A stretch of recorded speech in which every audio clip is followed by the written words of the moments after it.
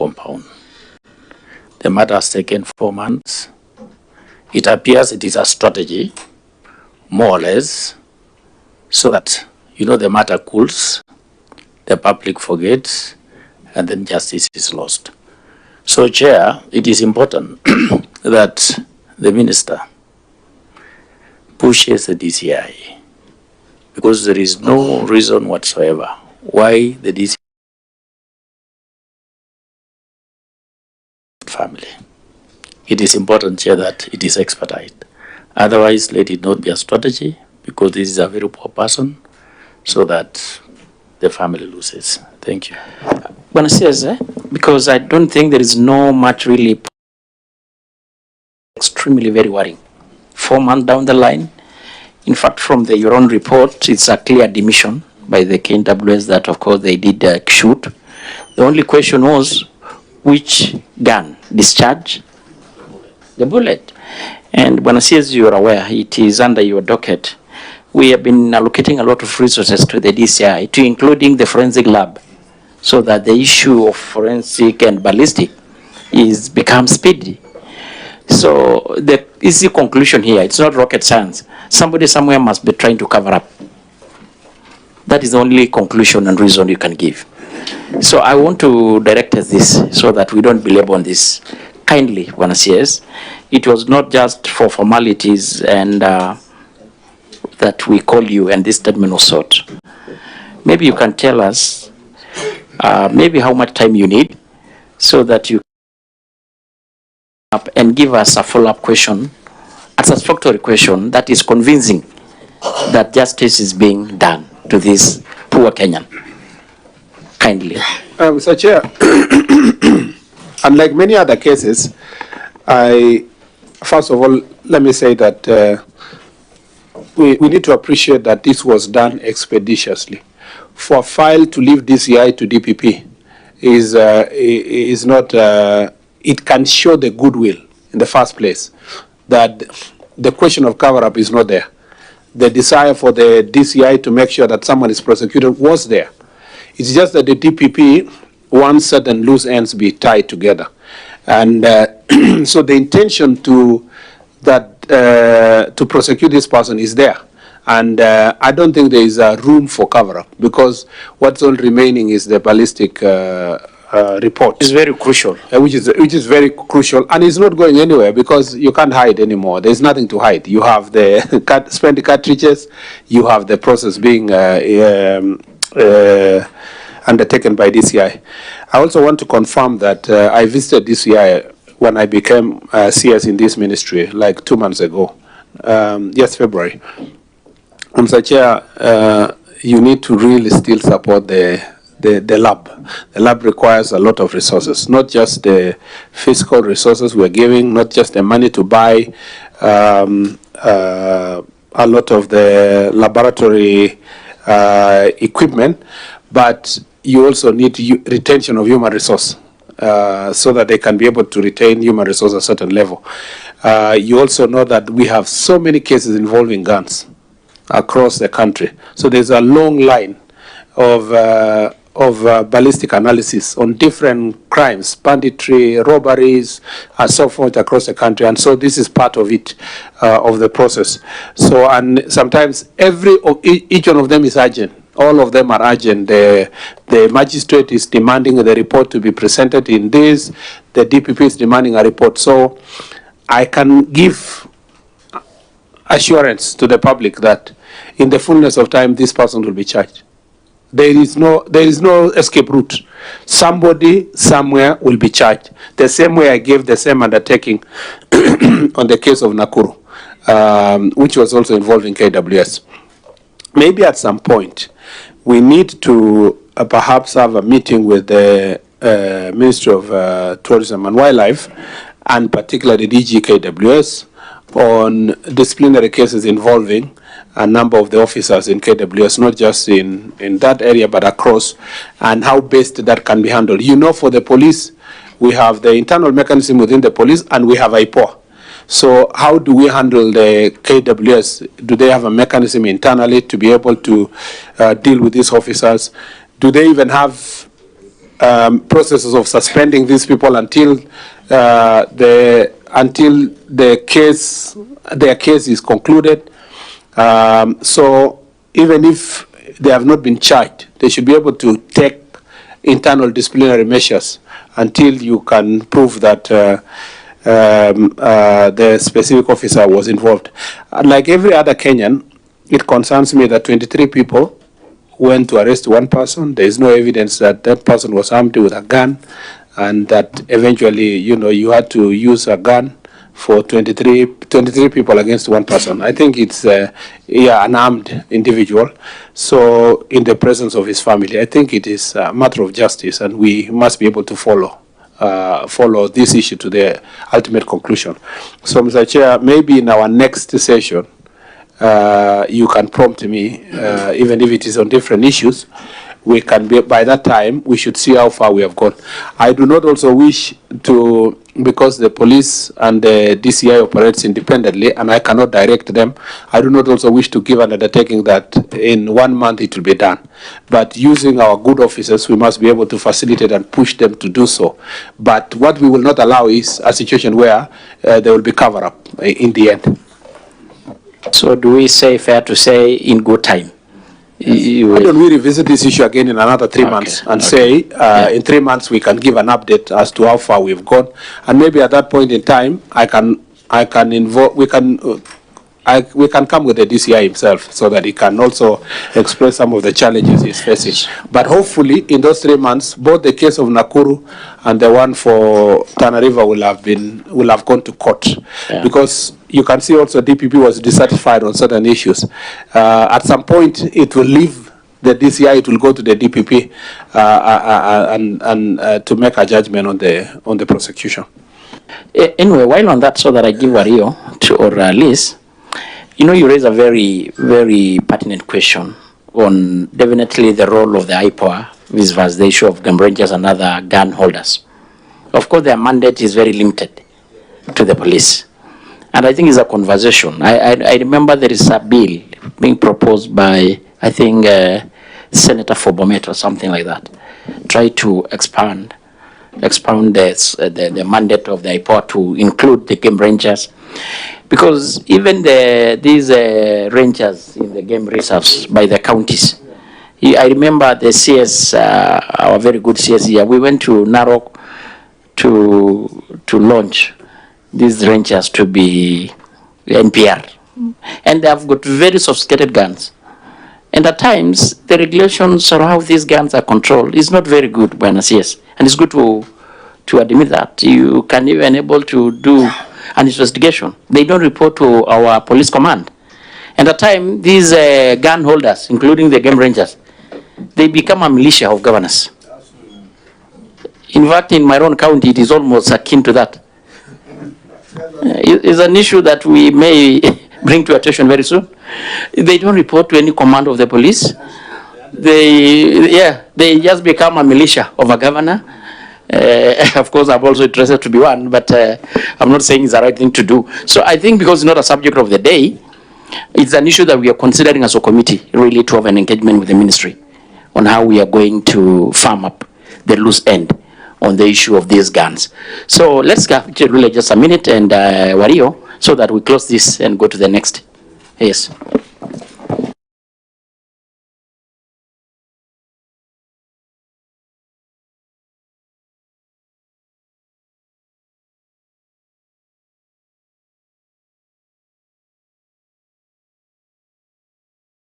And I really want to thank him, because the other day he was in Nakuru, he was able to speak to the parents. But I'm happy that, again, he has repeated that he is going to bring all these reports in 3 months. But CS, it is so scaring to discover that the people who are supposed to protect the lives of the people are the ones killing these innocent people. And what I want to ask to this member of this committee as a leader from Nakuru, if somebody is found to be having maybe he has done some mistake, I don't think it is right for the security people to kill instead of arresting and taking them to court instead of killing. It's a concern, and it's really bringing a lot of problems everywhere. As parents, we cannot allow this. As leaders, we cannot allow this.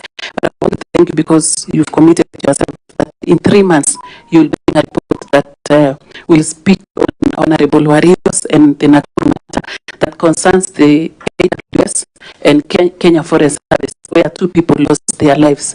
And parents are still waiting for the reports. Thank you. You want to talk about it? Yes, on the killing.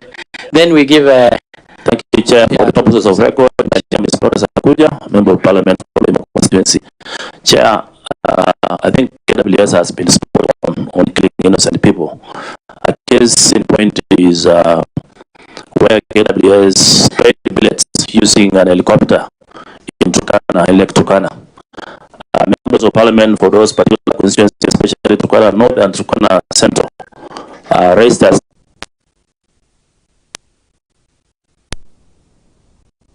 even in this committee, and efforts to reach even the DG for KWS has been futile. And I think that case came way back, like somewhere in February. And that case, nobody has followed. So KWS has gone even beyond using helicopters to spray innocent people and kill them and not taking anywhere. So CS, you need to comment on that because that has been raised several times and nobody is giving an ear. Thank you. So before I want you to know on the issue of the electoral. Actually, it came to the House separately, and even the Speaker suggested that we have a joint meeting between the Interior and the DG KWS. But the DG KWS, I'm sorry to say, it became dodgy. It's dodgy, and so kindly give, this is your docket. I think I follow up on your suggestion of my colleague. Maybe you look at what we convene a joint so that we see the intervention on the killing of Kenyans in Turkana by the Kenyans. So maybe let keep Kai, then Wario, you will wrap up and close this. Thank you, Chair. For the CS, we see it in the corporate, we see it in the developing societies. Because when we ask about how long will it take to finish a forensic test, we're talking of 3 months. Is it possible within your plan as part of good practice to ensure that there is a documented process flow so that where you sit or where the PS sits, if in the event there's an issue, a similar issue coming up, we can say within 14 days, if a gun or the remains are provided, we are able, you can say it on top of your, that look, within 14 days we'll have this sort of a process flow. Because if you talk to your counterparts in developed societies, they will actually tell you we can get it even within 72 hours. You've mentioned the issue of laboratories. With our friendly devolved partners, because when you talk about budget, we're struggling as a country in terms of funding, but I've made efforts to speak to our traditional friends. An example, to even plant here a laboratory, which in the process they'll also give you trainers, and they'll also ensure that there's that continuous improvement in terms of technology. Thank you. Thank you, Chair. I appreciate also the CS for trying to give justice to the family. Also, Chairman, the CS said the NPS or the DCI, they're independent. So I am kindly requesting the committee also separately to invite the DCI to come and explain, because this matter is very weighty. The CS said he has answered in the Senate. No action has been taken, and now before the National Assembly. I am kindly requesting, because this matter has really brought stress even to the community. Your able PS was there with the president, I think in June. The same place, Kone. In fact, President felt for them, he gave them sub-county. You know, those people live far away from Garsen. Around 167 kilometers from Garsen. There is no police presence.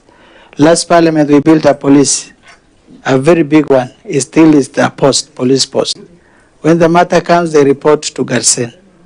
So I think CS also promised to come and open the Tarasa sub-county. I think you should do it as soon as possible for those people to get justice and government service closer to them. So I'm kindly requesting the committee, if possible. I'm not doubting the response by the CS, but 3 months is long, Chair. He said in 3 months. 3 months is very long. So, I think the CS was clear on that point, that of course having the file already with the DPP, we give him some...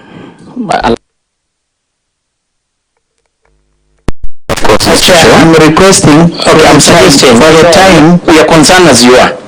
We know some Kenyans lost life unnecessarily. So because the CS is in charge and of course responsible with the policy and directive, normally we have a very close interaction and engagement. Maybe once we come back from the recess, we are able to give an update. If necessary, we may call again the CS with the DCI to come. Most obliged, Chair. Just quickly, Chair, so that we finish on this issue. First, let me appreciate that there are policy issues that are coming from this question, which are beyond the death of Mr. Jarso and also Brian Odhiambo in Nakuru and other places. The question of how do you hold accountable KWS rangers across the country? Even county rangers. Yes, I will come to the county one, but for KWS and KFS, KWS and KFS, there is no reason, in my opinion, why this committee cannot propose an amendment to the IPOA Act to include all the armed, as long as not the Kenya Defense Forces, these all other armed agencies or institutions in the country, to come under the IPOA oversight, so that then they know that there's a watchdog that is watching them. But there's also no reason why the KFS itself and KWS cannot have internal mechanisms of a separate internal mechanism that deals with the rangers themselves, so that you can be able to deal with these questions of discipline and perhaps improve on training. I'm not saying the police don't have the same problem, that they do, but as soon as it happens, we have a POA in place, we have the internal mechanism we have, and now it's acceptable, even within the police command, that there is no need to defend a police officer who has committed excesses because he is operating outside the requirements of the law. We only defend police officers who perhaps found themselves in a fight with armed groups and so forth. But for somebody who goes to kill an innocent civilian, the law is very clear when it comes to the police, but it should extend to KWS and KFS. On the part of the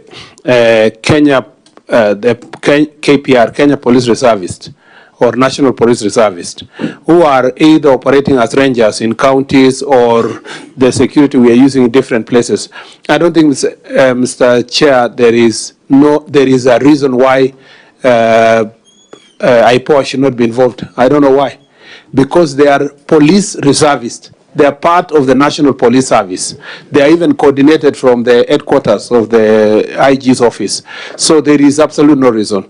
Indeed, cognizant of the challenges we have in terms of command and control of the KPR or the NPR, we have now working on the revised policy that is ongoing. In fact, working together with NPS. I should be meeting the team tomorrow to update how far they have reached, because we want to have clarity. We have 10,000,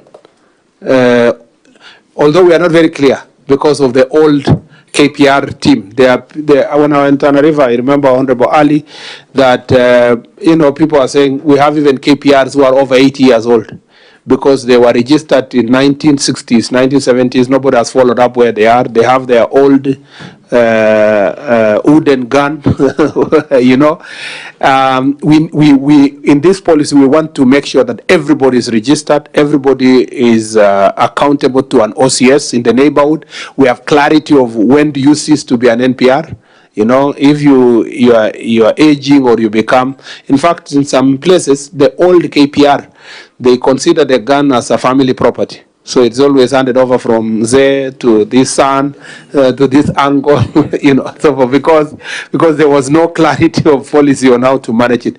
Now that we have up to 400 in one county, 500 in one county, it's important that they are all organized so that they don't become, they don't support criminal activities in where they are. They are accountable to the OCS, but also accountable to IPOA and accountable to the National Police Service, because 10,000 is a critical number. NPR plays a very critical role. Most of these MPs that come from marginalized areas, they think the only request is NPR. When they come, they say, please, we want the NPR. They don't even ask for further deployment of police officers. They ask for locally the NPR. So as we increase the numbers, we want to make sure that the policy.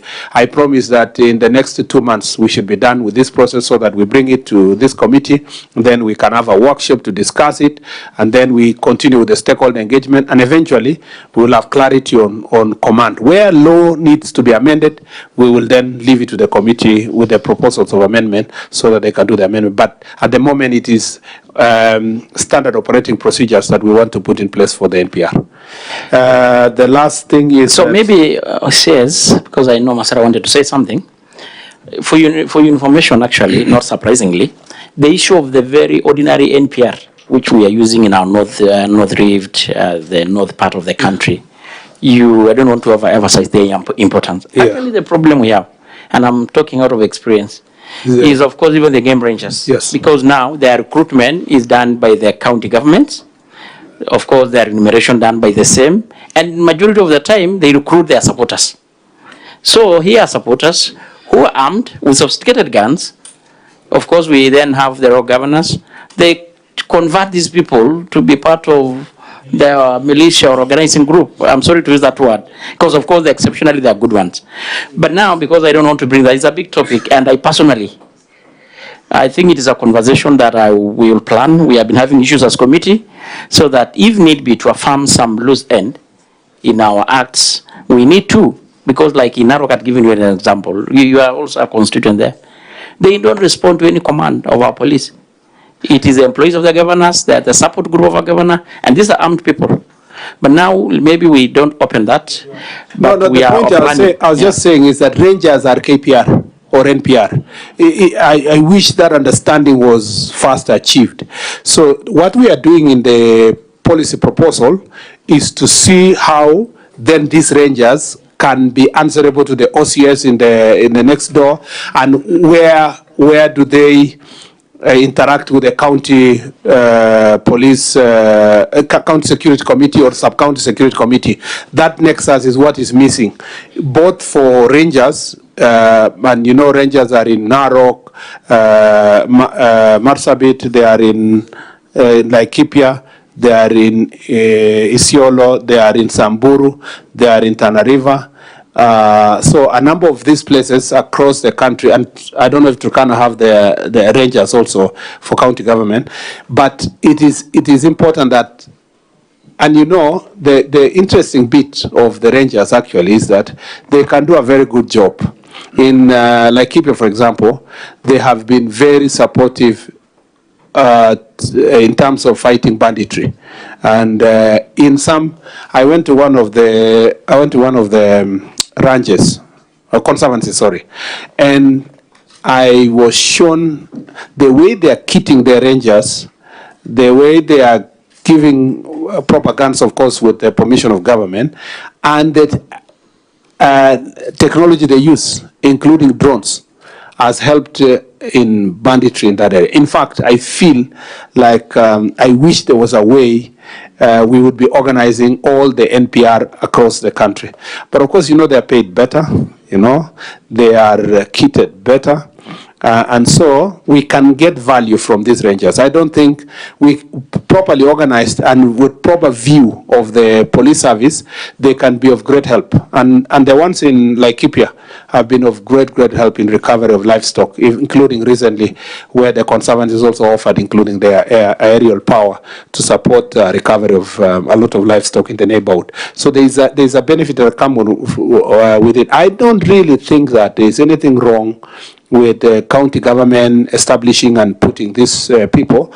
And ordinarily, if you are employed at the time of, if the governor is Honorable Tongoyo, and you have been employed at that time, generally as human beings, some loyalty is here and there. But as long as they're trained and they appreciate that that loyalty cannot go beyond certain boundary because you are an armed officer of a national government, then they will know that they will be held into account. And if we bring IPOA to the mix, it doesn't matter who supported me to be in office, I will try to act independently. And it's also, of course, source of also livelihood and employment locally. So there is a lot of benefits that come with it, including in the conservancies. We'll close this. Masara, you want to say something? Is it a comment or a question? It's just a comment. PS and CS, the path you are following is very good, but I took a different path. Why do you think 23 men with a gun shooting one person without a gun? It is a mental issue and psycho support issue. That's why I have a bill. And this bill was generated as a result of a research which was done. Now that you see now, in my first term as a parliamentarian, I concentrated on the police officers because these issues were more of in the police officers. But you see now we are bringing KWS, many cases where they are killing other people. So this bill, Chair, I support you. I thank you for supporting it in the third reading. Why don't you go through it so that maybe we can include KWS and other bodies, because the research indicated very clearly that our men and women in uniform are facing a lot of psychosocial support issues, and the bill is going to bridge the gap. So before it concluded in the third reading, maybe we can see, because in the third reading we are able to include other clauses. So maybe the ministry can go through it so that we fast track it. It will help our men and women in uniform who are carrying guns, because there must be a problem why there are rampant cases of them shooting civilian. Thank you, Chair.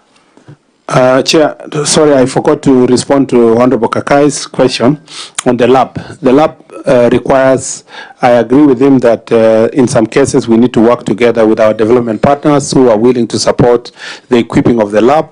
But you know, this is a security sector.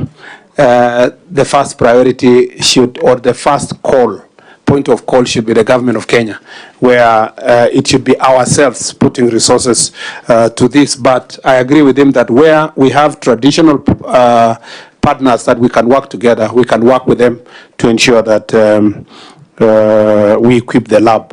And again, when I engage the DCI, it's not just about, we may have time to discuss the question of forensics and evidence and the need for us to finance that sector. You know, because of the competing issues of budgetary concerns, there are even places like, for example, government chemist, extremely important, yeah, but where are the funds? They are generally underfunded, yet they are extremely important in collection of evidence and in prosecution. Part of the reason why there is the delay in the Shakahola closing of the cases is because of the government chemist's capacity. So we need to work towards this. But we have made strides in government. We should not look like we are crying throughout. We have made a lot of strides. But you know, Kenyans are demanding cutting-edge technology, cutting-edge investigations in the shortest time possible, but we have to balance our ability to finance these processes with also the competing interests in different sectors, including in the social and educational sector.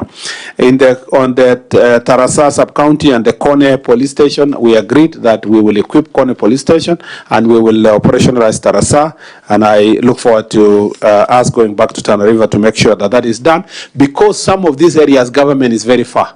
And as been explained, you need to go to these marginalized counties to realize the real reason why sub-counties are being created is to cover the vastness of these areas.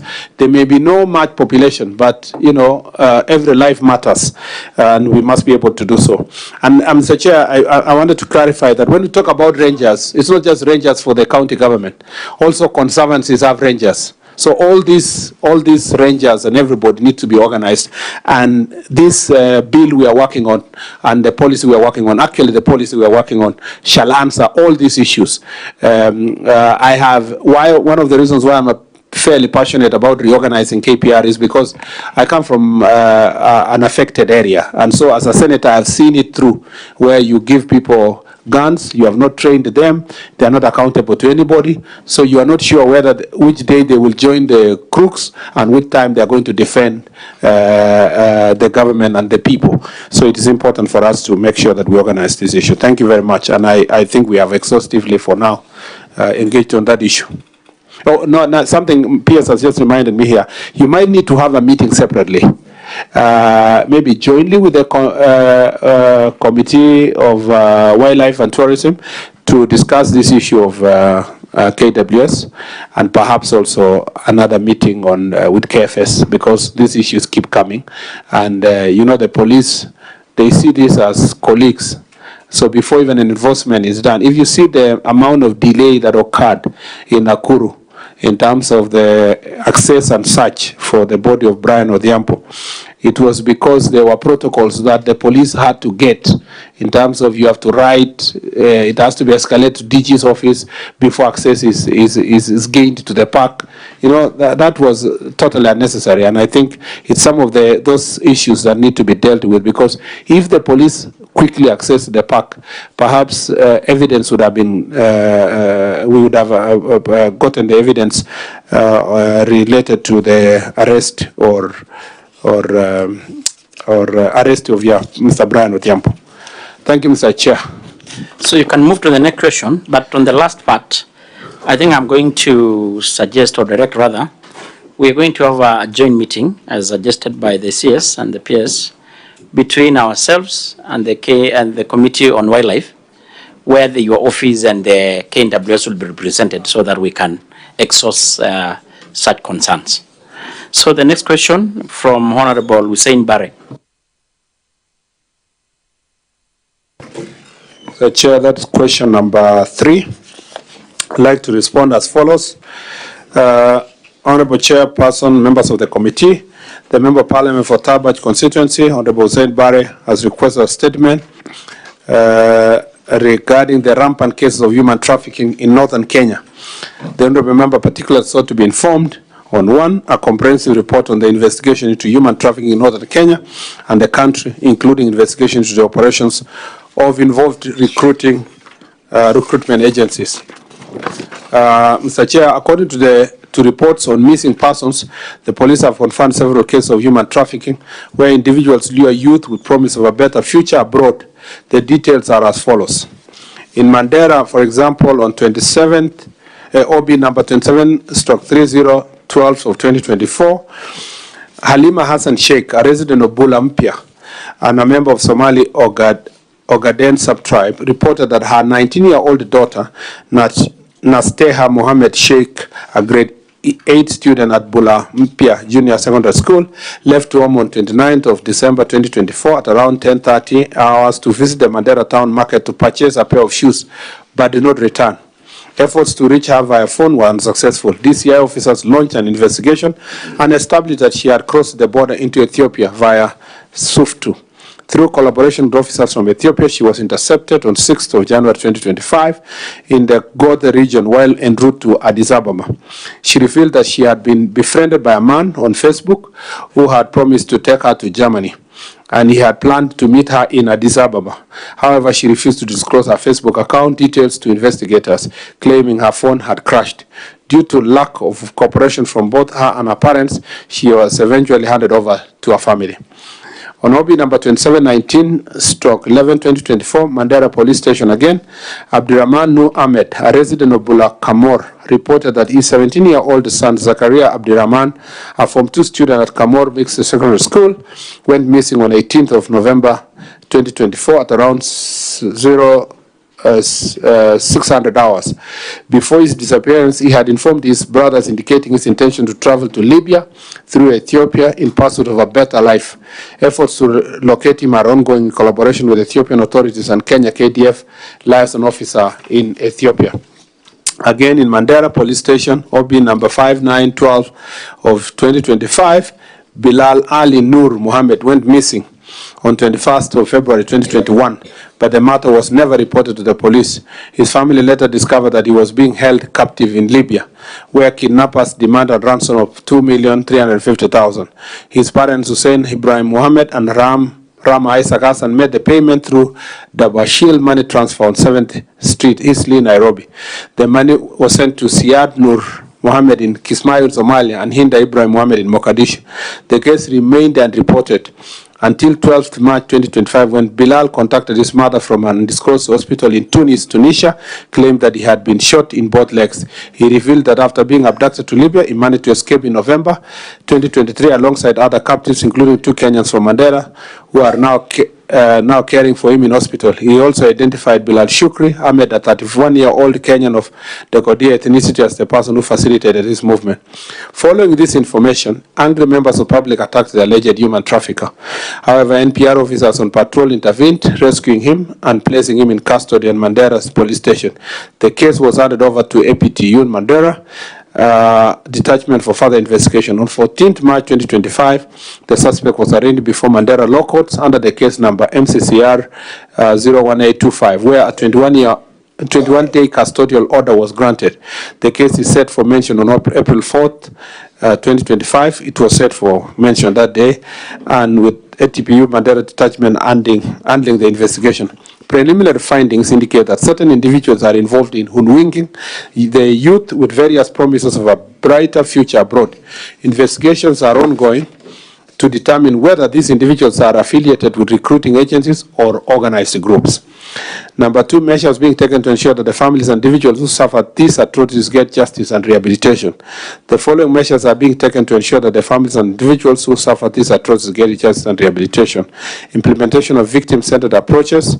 Measures are in place to prioritize the well-being of victims, including immediate rescue operations, legal aid, and psychosocial support to help them recover from their experiences.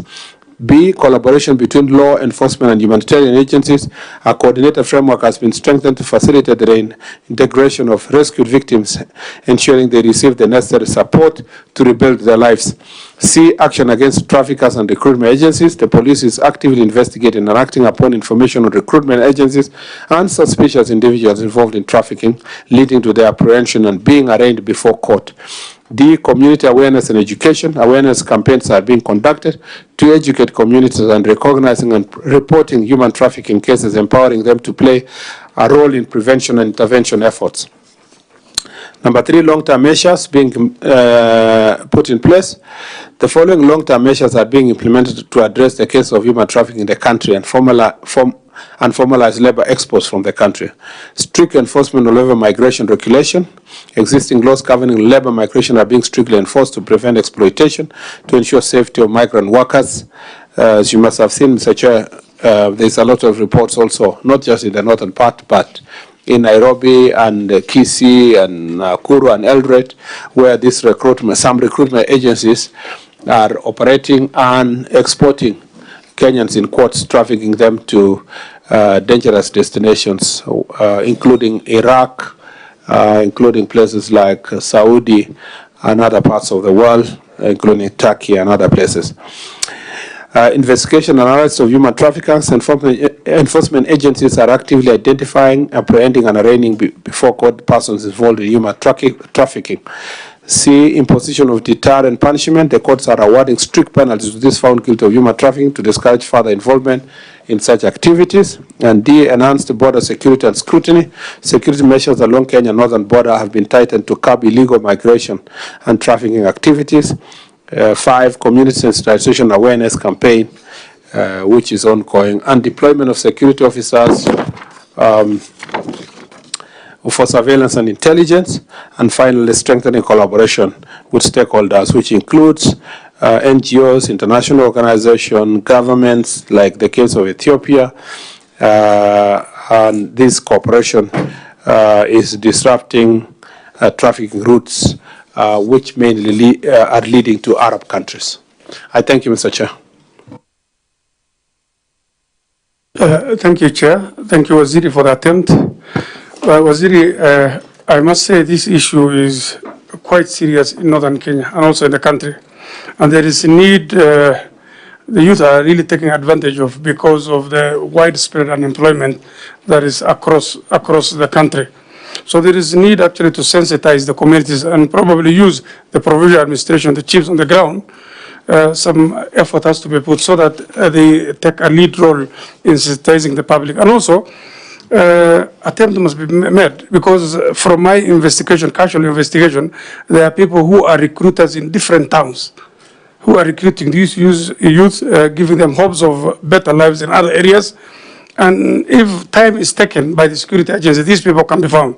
So some people must serve as an example to the others so that it rings a bell in everybody who is participating in these activities. Let's also do serious sensitization on our youth, on the dangers that they face.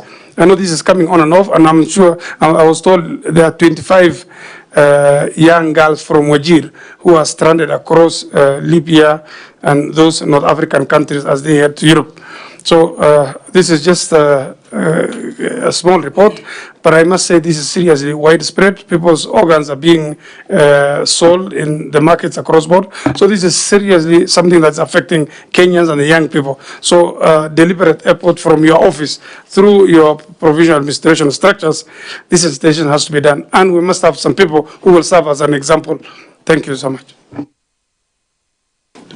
Yeah, thank you, Chair. And Waziri, if you have realized when you are going through your statement, most of the OPs were from Mandera. This is an issue that is giving us headache as politicians from those areas. Because a mother who has never handled 10,000 shillings, never. Her kid just goes, you know, they are brokers. Around Isli, around Nairobi, they're here. They're here. They're not any other place. They're here. They don't charge any shilling when they're taking them. When they take them there to Libya or any other places, now they are told, go and talk to your parents, let them send 3 million shillings. The mother has never handled even 10,000 shillings. Then they come to the politicians now. I have personally contributed to, you know, mothers are crying. Their kid, they send a video. You know, some of them shot live. They are shot at the, you know, at the leg. Others are beaten with heavy, you know. You cannot imagine what they are doing. The videos are here in my phone. It will shock you. Now they have to go around the communities. You know, they go around all the leadership. They contribute the money. Some succeed now. Once you send that 3 million shillings, they succeed and go back. Go to maybe Germany or UK or any other place, then the youth now can see the person who has been beaten and the video there is now sending money to the families. Then others are all going. Just last week, 2 ladies were slaughtered in Libya, 2 of them from my constituency. In fact, one had 1 kid. She left the kid with her sister, then said she's going to the market. Kumbe, she's just going. When she went to Libya, I think they hold her for 2 weeks. When they missed the money, they slaughtered her. They sent while they were the dead body. You cannot imagine what is happening. So I think what the ministry needs to do, Waziri, these people are here. They are not far. They are here. Our security agents can investigate and get hold of these people. If you get hold of the culprits, then you are done. You are done. I think we need to show an example to those people who are trafficking our youths. And because they, you know, they have no job, they have no employment, they have no otherwise. Just 5 weeks ago, the son to my sister who was in my sister's home here in South Sea, we missed him. After looking for the boy for 3-4 days, I used my, you know, my network in our police, our NIS. We got hold of him from Sudan, or en route to those areas. They boarded him at Kenya Airways, and I took him from here. Nilipeleke Mandera sai ako huko, nilipeleke mama. This is a problem that is there and we cannot ignore. I think we need quick action. I think, Chairman, given the concern, I think, Waziri, you need to take a deliberate action. This calls for a collective effort. The local leadership and your office. Because it appears that we have so many small cells that are recruiting people. In fact, you cannot say these are recruitment agencies. These are just criminal individuals. They are not registered anywhere, and they are doing their work freely. So if you take a deliberate action to mobilize the leadership in northern Kenya, so that this information, because I also understand that in some areas, people hardly open up and give information to security agencies. But with this information that is coming and is very alarming, it is important to have that and move. And secondly, it is also important that our intelligence service, you know, if the cells are around Isli that are recruiting, this is an urban area.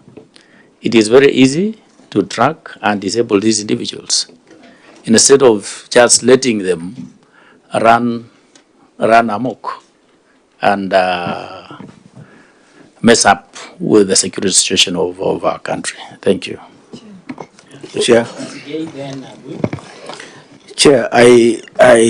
when you listen to these stories from the honorable members, it is a very weighty issue. And when I see us, I think we need to look at some deliberate measures on how to curb this problem.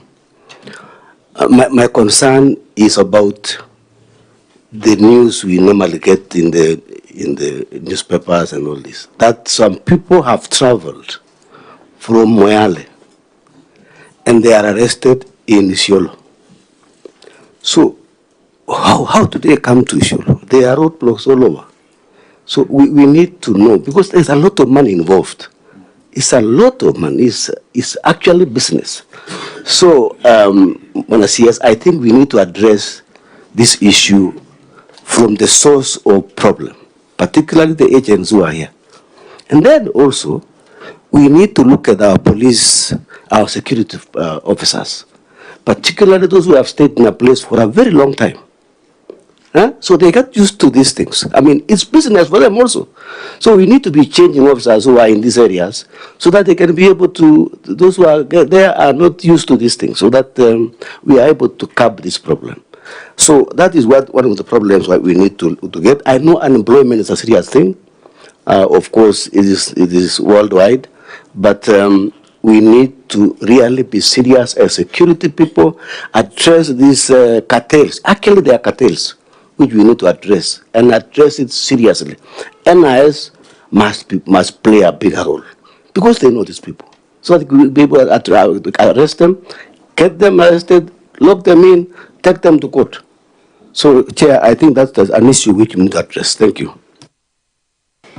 Chair, thank you. I just want to sympathize with the police. I sympathize with the police because, like Mheshimiwa Waitan says, a girl leaves her child with a sister and says she's going to the market, yet she knows she's already made plans to go to Libya, etc. But now it doesn't become the girl's problem.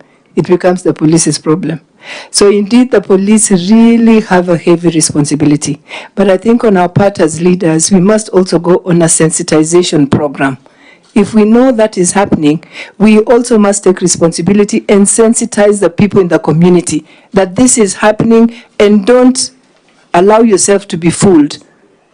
if then they allow themselves to be fooled, the police will help in looking for them. But it's to curb that program, the problem, it will not just be a police problem solely. You know, we must sensitize, and it's upon us to actually do that sensitization.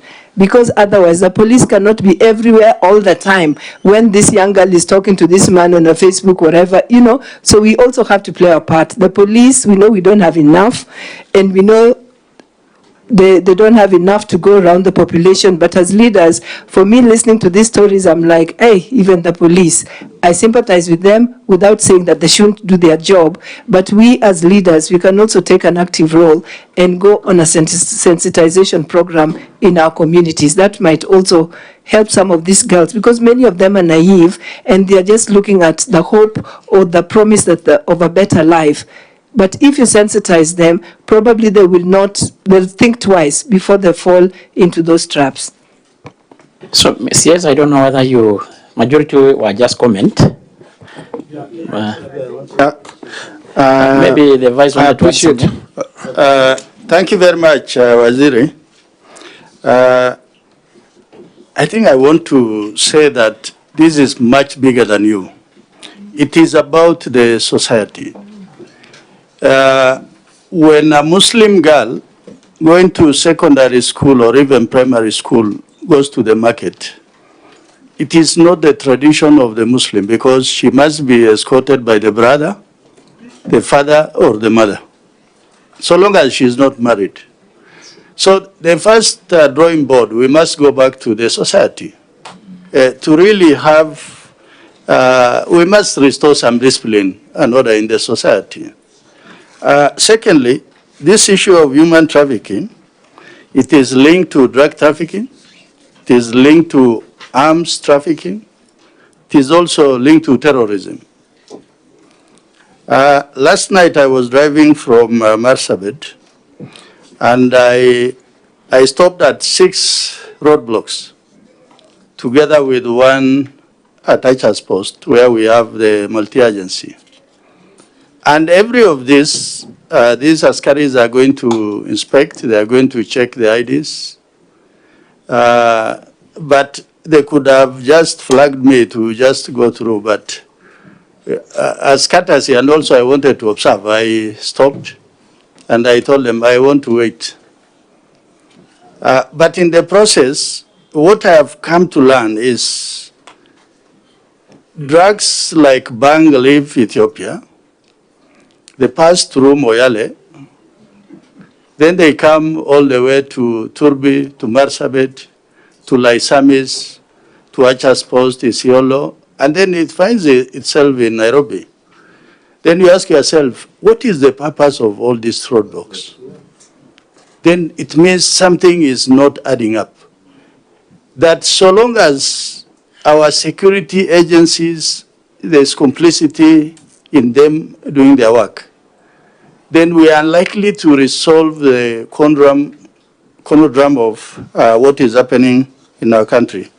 So for that reason, really my request to you is, recently there's this case of people going to Vietnam and Thailand, Cambodia. What we really want to see is people before court. The media brings all this drama, and then it dies down. But people are in business, people who are doing this. So unless people are before court, and I'm told most of these traffickers are people who hold big money. So they will go to the police station and they excuse themselves to come back another day, not to even to record a statement. So we need to close the loop in terms of who are these people who are involved, so that everybody must have their day before justice. A lady from Mandera is going to give 3 million. Where do you think that money is going to come from? It comes from politicians. Will these politicians have this money? Most likely not. They borrow from all of you. That, oh, please, you send me something, eventually it puts the country in a lot of financial difficulties, because that could just be one case that is before us. Which are these many cases that we don't know about? The other thing is this community policing. Unless we have a very effective community policing, so that an incident happens, the child disappears for 2 hours, the community around there must know, the police must know, so that there is alert. But once it becomes normal, disappearance becomes normal, then I think you are unlikely from where you sit to enforce the law or to direct the police in one way or another. Thank you, Chairman. Mr. Chair, I totally agree with the comments and I appreciate the comments from the members. This thing of human trafficking, as you know, is a serious global problem. Okay? And we have laws here, we have institutions globally. It manifests itself in in very different forms, some of which are very subtle. For example, if you're talking about the people who are going to Myanmar, Vietnam, and all those other countries, ordinarily they will just go through the normal recruitment agencies, and then the process is processed, and they're saying people are going there, they are going to do official jobs, and then when they reach there, they are used for sexual exploitation and other things. So it's also important that we look at these things holistically in mapping out, for example, the labor agencies. We need to have few registered non-labor migration agencies. We also need to make sure that the society is aware of this, what is trafficking, and before someone allows their child to go out of the country, they should be able to know where they're going, which job, where is the application letter, and so forth. But again, they also take advantage of illiteracy. That's why they go for the marginalized areas where literacy levels are very low. I don't know. This is just off my head. I don't want to be a roadside declaration kind of a person. But I think at some point, like we have established other special units, perhaps a special police unit for human trafficking will have to be established at some point. It might be actually necessary, so that even if it is not a fully-fledged, that it is all over, but a smaller unit that thinks through, coordinates the assesses the patterns, receives the intelligence report, and works with the officers on the ground. It might be necessary to have a special unit to deal with human trafficking. We already have a unit that deals with the anti-narcotics unit. Again, we have already had a lengthy discussion with NACADA. We think that NACADA's proposal is that this anti-narcotic unit needs to be strengthened. The IG is working on how best it can be made stronger. In his own words, in the words of the IG, he would like to see it to be at the same level with anti-terror unit, because also narcotics and drugs are becoming a problem with us. So in the coming days, we will be seeing a more bolstered, strengthened anti-narcotic unit. And I think that emanating from this discussion, a thinking around human trafficking unit might be necessary to confront the new challenges that we are facing as a country. As you can see, the cases I read here go back to 2020, 2019. It's been an old case. And then, as Vice Chair said, it's linked also to terrorism, among others. As you all know, that in Marsabit the other day, there was a major operation in Marsabit and Isiolo to dismantle cartel, drug cartel there, led by the OLF. And in the process, we realized that there are also elements of Al-Shabaab that are part of it, because they were involving themselves in acts of mining, at the same time human trafficking and drugs, and we are discussing about Kenyans getting lost, but we also know that these characters were using Kenya as a route for trafficking persons from Ethiopia, through those routes that have been mentioned, and sometimes also through Garissa to Tana River, then crossing Savo East towards Taita Taveta and to Tanzania in some cases, or through Kwale to Tanzania, or through the sea because there are many, many sea points that are unmanned.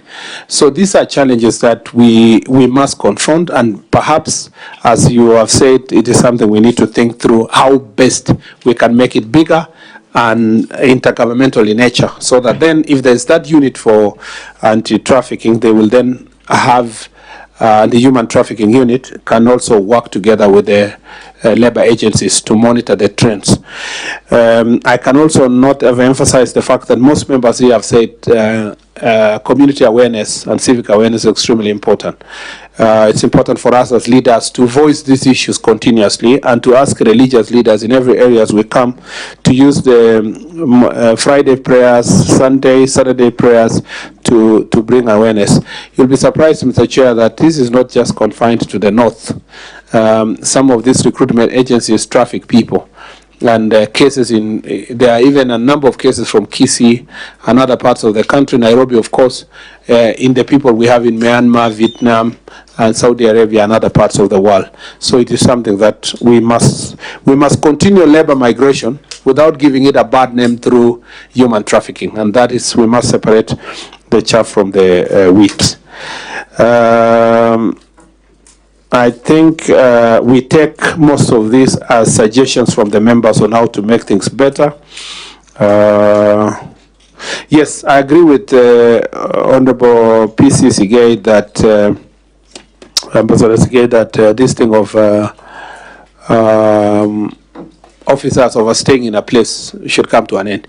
And again, based on my recent visit to Coast, there was a strong recommendation from all the police officers, OCSs who are there, that it was also dehumanizing to have somebody operate somewhere in Tarasa, as we were told by, or in a place of operation for more than 3 years, 5 years, 10 years. You know, we were being given, Mr. Chair, even cases where a police officer, because he's been posted to Tana River, he thought that he's going to serve there for 5 years, then move to another place like that, or posted to Mandera border. It's an operation area he thought he was going to do for some time, then come to another place and there will be changes.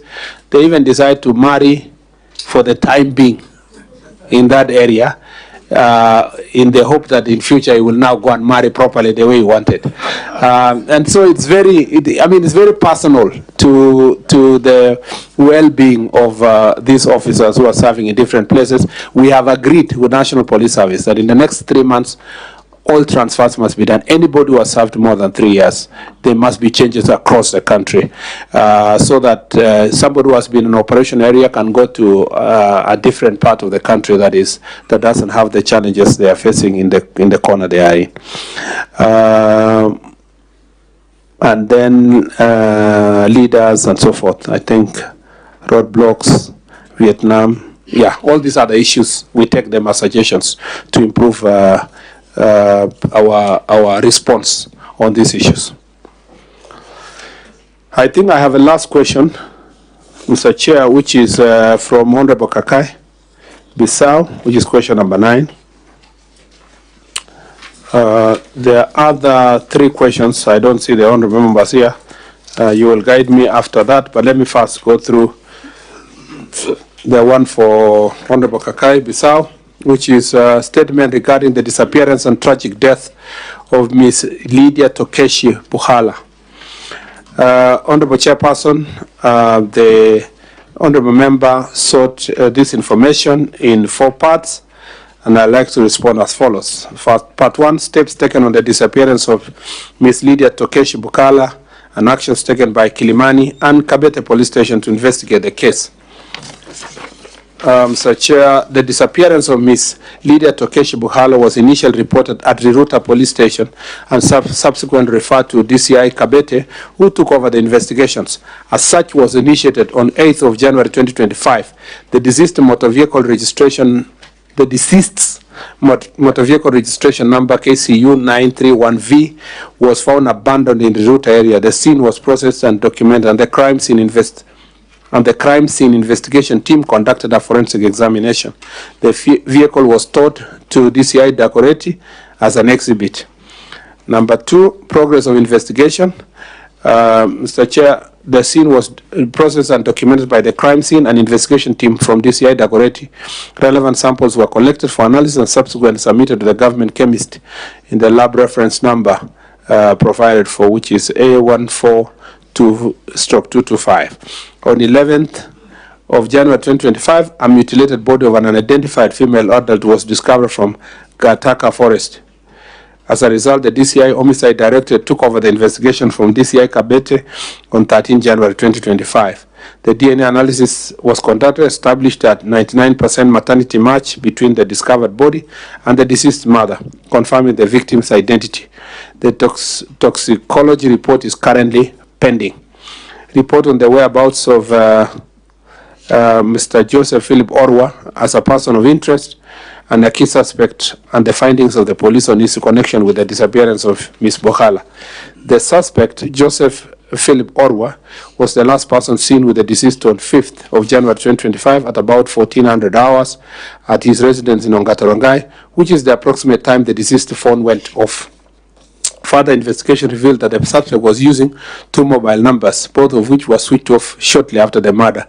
The suspect's mobile number was later traced along Kikuyu Road at around 600 hours, which aligns with the same time the motor vehicle was abandoned within the same area. Investigation established a link between the suspect and the deceased motor vehicle, tracking its movement from Ongatarongai to Ngong and finally to the Ruta area, where the vehicle was disposed of. The suspect was captured on CCTV footage and multiple petrol stations along this route on the night of 6th January 2025. The DCI investigation team visited the suspect's home in Oyugis and its environs and documented substantial evidence. Efforts are in place to trace the suspect's whereabouts and subsequently arraign him in court to face appropriate charges. Measures in place to support families of missing persons during investigations, including coordination between different police stations and the role of forensic technology in identifying and tracking movement of potential suspects. Upon receiving reports of missing persons, the police immediately commenced investigations utilizing forensic technology to trace the victims' last known movements and identify potential suspects. Throughout the investigation, the police keep the victim's family informed at every stage, providing regular updates and necessary support. Once suspects are apprehended, they are arraigned before court of law to answer charges, thus ensuring justice is served. In short, Mr. Chair, the suspect is still at large, but the evidence is overwhelmingly pointing at him. Thank you, Mr. Chair.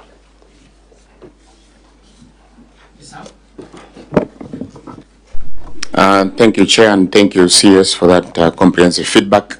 The bottom line is the people of Masaba in Community constituency would like to know who killed Lydia. And you've talked about the phone being switched off. Now, even if the phone is switched off, are you confirming that it's never been switched on and using another mobile number? And 2, you've mentioned about the families being informed. I have been constantly been in touch with Mr. Bukhala, the father, and the mother as well. But so far, there's been no communication from your side, unless maybe it's on its way. But I think it would be very good to actually emphasize on that so that the persons who are affected also feel that actually they are being sorted. But the bottom line, we want to bring the killers of Lydia to book. And given the system that you have, I believe that sooner or later we'll bring the killers to book. So I'll appreciate also if you continuously kept us updated as the people's representative from community and also to the family. So I think we can keep the issue alive and keep us posted. Up to that, Chair, maybe if you could allow me also to raise some rider to the CS. To both the CS and the PS, I know your job is very demanding, hands-on, reactionary in terms of emergency. I don't know where you're headed to. When the next call rings, you might be going to an emergency response area. But there is the issue of gangs in Trans Nzoia, which I have constantly been in contact with both of you, trying to forward to you these messages, and I believe other leaders as well from Trans Nzoia, from the women rep to the senator to the other elected leaders. I believe that some of the situations we are seeing, because I remember, Chair, when there was a statement read in the House from Viga, do you remember when MP Muhaya brought the issue, we had to park and went, you know, in the waiting areas to discuss it, because already you had assured me that this was being worked on. There should be a way to mitigate these issues, CS. And you are aware, PS is aware. What are you doing about this issue of gangs in Trans Nzoia? I'm forced to bring it here because my several efforts to reach, I know you're busy, yes, but this will get out of hand. We must take some actions to mitigate it. You might give me the answer now, or later on we can organize with the rest of the colleagues from the county to come and sit down, but we need a quick action on this. And lastly, infrastructure. Chief's office. I know, or sub-county headquarters. An example, in Commitee, we don't have a sub-county headquarters. But if you went to other sub-counties, you see a lot of investment from your budget line. Now, even as you reorganize, could you relook into affirmative action? And on the chief's office, and we thank you for really expediting the issue of the village elders. But these village elders, most of the time, when we put up the chief's offices, we need to have like a standard plan where they can also have like a waiting area so that they can also have a decent life. Because I know today, without those village elders flowing through the information upwards to the assistant chiefs, DCC, up to the RC, up to your level, it will not be possible if it's not for these men and women. So yes, we appreciate you've come up with the issue of giving them the remuneration, but think also about their well-being in terms of the physical infrastructure. And as I said also on the distribution, also think of the other marginalized sub-counties in the past, whereby you'll always see that some sub-counties actually, they've been left out. So even as you do the redistribution, for those who put requests across, kindly look into it. Thank you. Maybe we, I think this is straightforward. because we should be finishing in 10 or 15 minutes. Maybe Raila, you're normally very brief. Yes. First of all, Chair, I want to thank you for this opportunity. I want to thank the CS, particularly for the tours you went the other day. This is what we want, visibility. One of the things which we face in this country is the issue of police doing a good job, but not giving updates to the nation. On a CS, we need to get the police up there again. We need them to be telling the nation about these sensitive issues which are coming up every now and then, so that the nation can be able to appreciate what they are doing. I'm very happy the PS also came up with the issue of village elders. And let me tell you, CS, I was there over the weekend. The village elders are very excited. It's because of what is coming out from the offices. I mean, the CS was there addressing issues. You were there in the coast. We need to see this thing. I want to ask the police to be updating, particularly on cases which are under investigation. You cannot say we are investigating forever. You must give us deadlines and say, in the next 1 month, we are going to give you an answer on this case. But when you have an open-ended investigation, nothing is coming up, we need the police to tell us what they are doing. They are doing a good job, but you see, they keep quiet. And the Office of Police spokesman, Mr. CS, must be endowed. The police spokesman must be able to be a person who can articulate, like the fellow who was there. Was it Obonyo or who? The spokesman who was the last. We need the police to come out and tell the country, because otherwise they'll be vilified. The people will say police are doing nothing, and yet they are doing a good job. So we need to see visibility. I like the way you are moving around the country and telling everybody what you are doing, and we are very happy. Thank you. Back to you, Buenos Aires. I think, Mr. Chair, just quickly, is that first of all, on the follow-up to the Mr. Bukala's issue, Ms. Bukala's issue, I think I will relay the information back to the DCI to update the family if the update has not been ongoing. But usually there is an investigation officer who always, in more investigation cases, who always updates families. And I think I will, if that has not been the case to Mr. Bukala's family, I will make sure that I take it back. As to the whereabouts of this suspect, I believe that you can see all the evidence is pointing at one person. So the question is only where that person is. And I think now the investigation moved to who is the suspect to where the suspect is.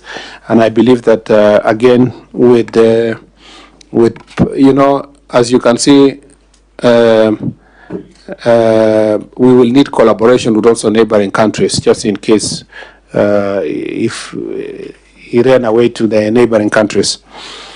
And then on the chief's office, I agree with you that when we build the SCC's office, maybe we should always have consideration of where a chief or so can operate from. When we build the chief's office, we should have a place for the assistant chief where he can sit and the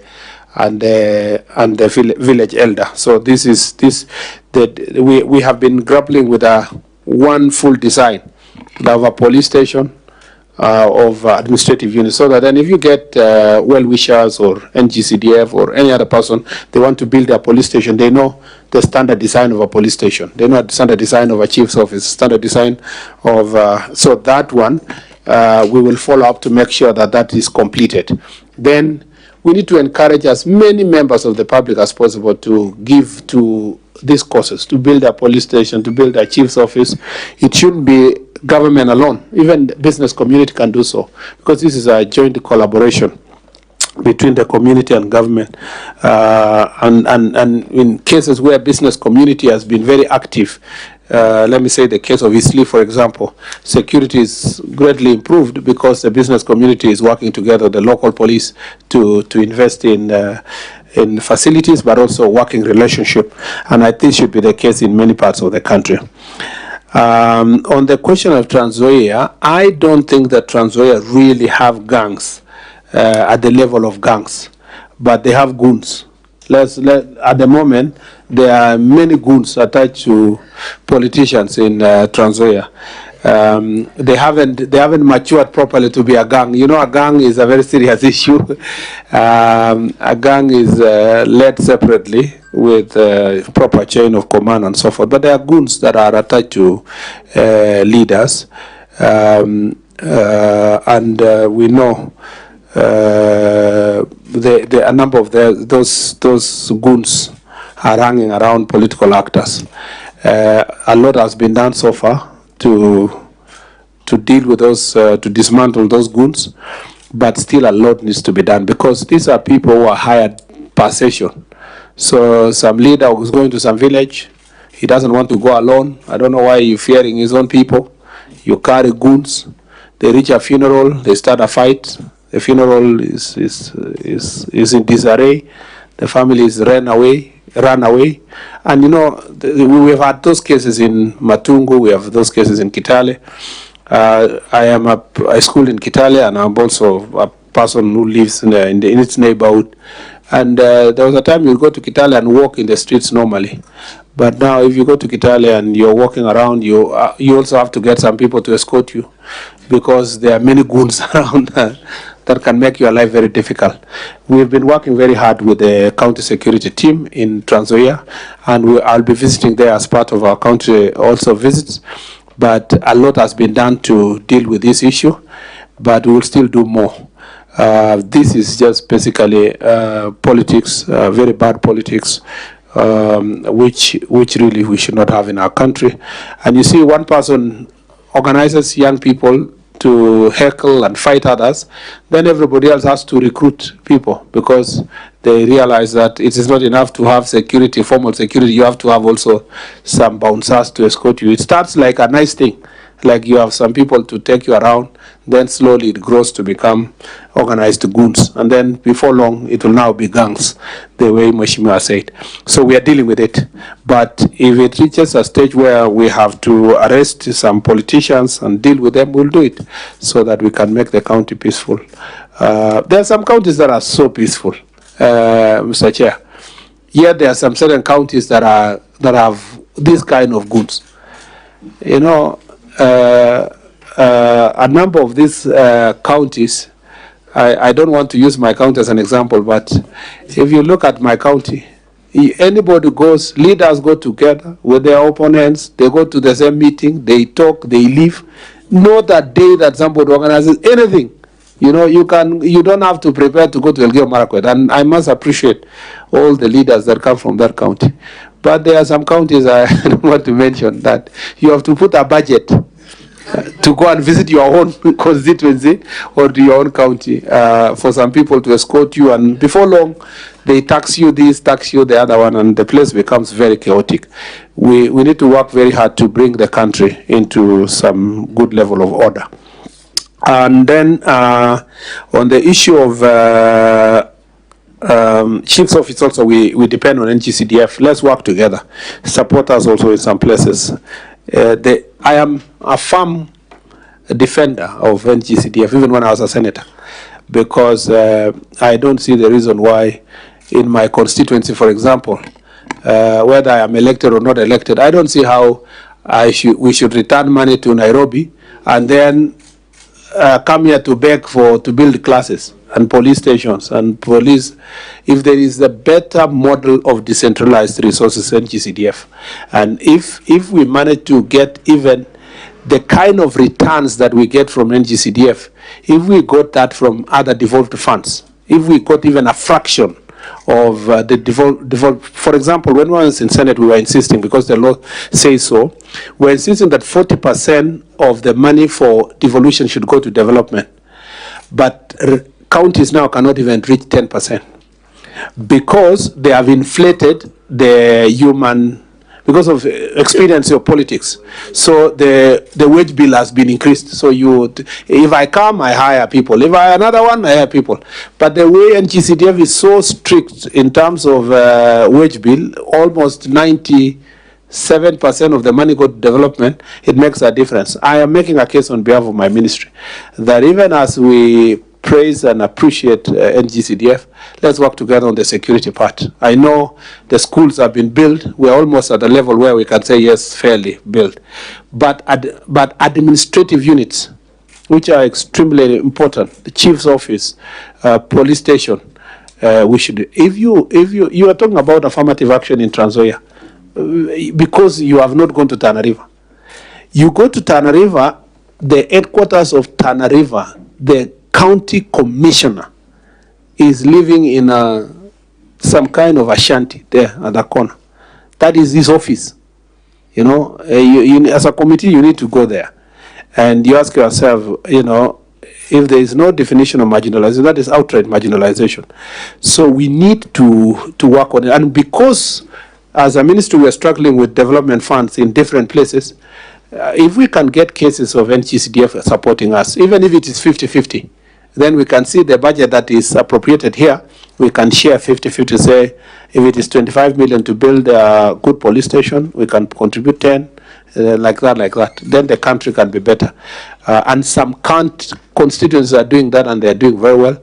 Some have not even attempted a single police station, Mr. Chairman. Chair, could we kindly request the minister to make his support for NGCDF official? It has always been official. It's on record. It has been on record from when I was a senator. No, even anyway, when it was yes. When you used to have a fight between governors and I mean counties and constituencies. I'm on record, even as majority leader in the Senate, that we must separate our political competition and the place of the resource of NGCDF, and the facts speak for themselves. I know where Rosa is going, but I won't change my position. It's very firm. It's very, very official. affirmative action on infrastructure, village elders. On the village elders issue, we are very clear. The policy we are working on is to define what is a village. Then from there, we see what kind of support we'll give to the village elders. Because there are people volunteering now as village elders. Wait until it is said they will get some ex gratia or some support. Then suddenly there will be mushrooming of villages. Yes. You know, that now, oh yeah, now we are 5 villages. So we want first to work on the policy on where is a village and how do you define a village. In Nairobi, what's a village? In a rural area, what's a village? And who is a village elder? Yes. You must also remember, Mr. Chair, that there's an overlapping responsibilities here. You have a village elder, but even in the County Government Act, we have the village council. Yes. That is run by county governments. And the only county that has operationalized a village council is Samburu. And some other counties, and I think Kajiado is trying to do so, Narok is trying to do so. They must also be very careful not to inflate also the wage bill. But at the same time, how will these then village councils operate with a village elder that is working with the... We want to harmonize all that in the policy itself so that we don't have duplication. And eventually then we can amend the law to align the village together. And then... I totally agree with Honorable Ambassador Sigay on the police. The police are doing a lot. The problem, they are only in public when they are responding to criticism. You know, the National Police Service, in terms of its communication, is only when they are being criticized that somebody has been abducted, somebody is missing, somebody is whatever. But on a daily basis, on a day-to-day basis. For example, I've said this because I saw the other day some newspaper writing about our security, and it's extremely embarrassing that you know, a nationally circulated newspaper would, in a desperate manner, speak about our security sector, including there is no country in the world, that its opposition or its newspapers will be discussing the strength or lack of its police. For example, even when ODM was in opposition, I never heard former Prime Minister Raila Odinga, for example, as an opposition, as an opposition party for the many years. Even then, I never saw the former Prime Minister go somewhere and stand in a place and say, in Kenya, we don't have enough this and that to fight this kind of crime. Nobody does that. Because there is a difference between politics and national interest. So you can't wake up one day and say, oh, Kenya does not have number of helicopters or doesn't have doesn't have guns, doesn't have bullets or whatever the kind of thing. And I don't know who will teach these newspapers to understand the difference between national security and personal petty fights about this politician and that one because this is the owner of this place and that place. So we just need to be very, very... So our police officers, and I am saying this in the context of fighting terrorism, from the day we have been, from the onset of Al-Shabaab, they have never stopped trying to come to our country.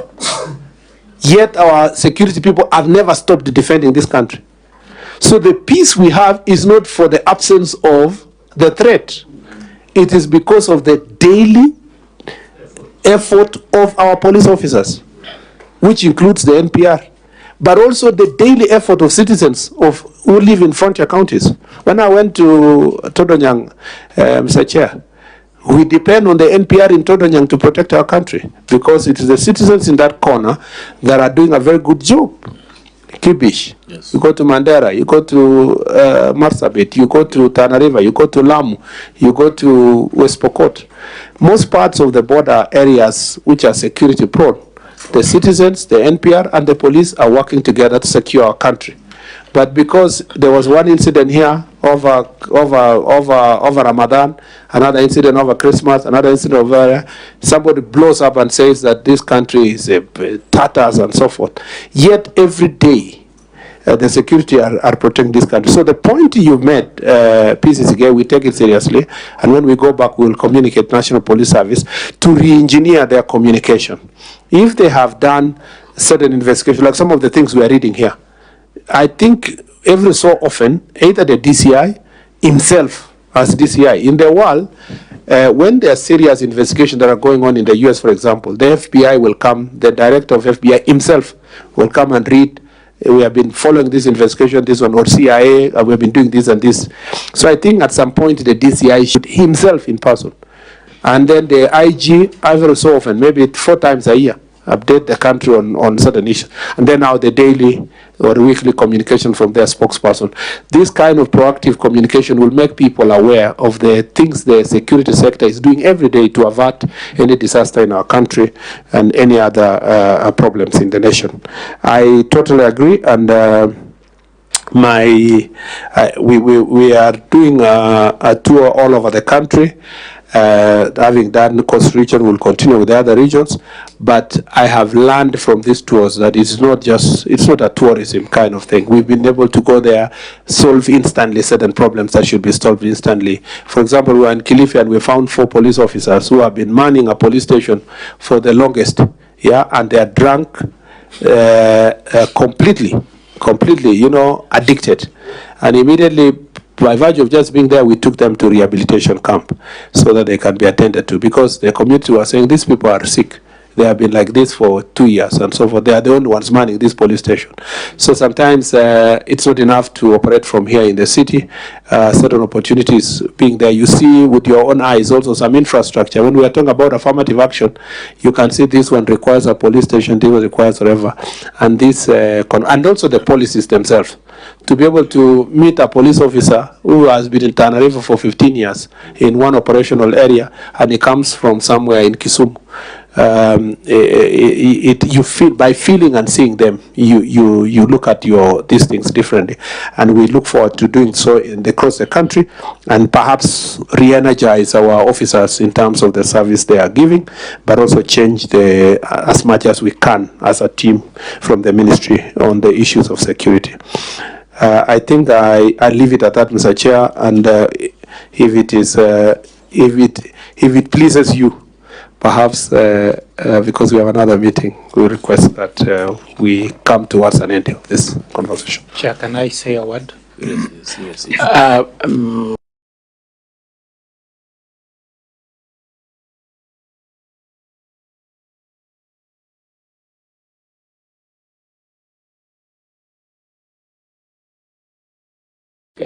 Ruto'S and Buyu, and of course the CS that earlier even indicated that you'll be having another meeting. You know, initially we have got about 11 questions, but you had exhausted at least the question whose members appeared. And I want to direct at this. For the rest of the question, we can able to have them, because already written responses, the table for records, the documents of the House. And there were 2 or 3. I think Mary talked that there was no sufficient time to have them responded to, which I did commit to the House.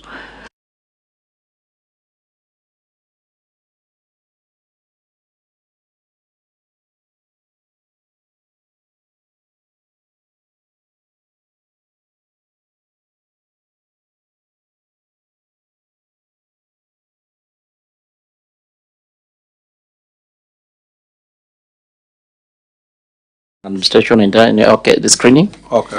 Then there is another one on the from Tindi Mwale, okay, regarding disruption of the performance of Echoes of War. Okay. Play it by Butere Girls. And then there is another one by, who is this? By Honorable Doris Donya. This is about the statement regarding tragic death of Sylvia Kimunto. I think that those are the 3. Okay. So if we can get it by close of business or tomorrow, so that at least, because we table by Thursday, that will be more appreciated. And also CS, because we should be actually coming to an end. I think we had agreed also the list of administration units. I think the PS is here. He can able to have them to help you. We have them, and I will appreciate we segregate that those awaiting just AIE and issues of procedure for posting, we have them as a separate list. But those who unit which were gazetted but has got no budget whatsoever, and looking about mobilization of resources, we can have them, of course, with their budgeting, so that we, between ourselves, we see what to do between Parliament and Treasury and us in mobilization of resources. I think also we agree with you, Honorable CS, that of course on the issue of we should be thinking about amendment of laws to expand the scope of a power. So the other issues of KWS, the Kenya Forest, could be, of course, held also accountable. On the issue of the rangers, I think we can have a conversation in a later date on the same. So, members, I will kindly ask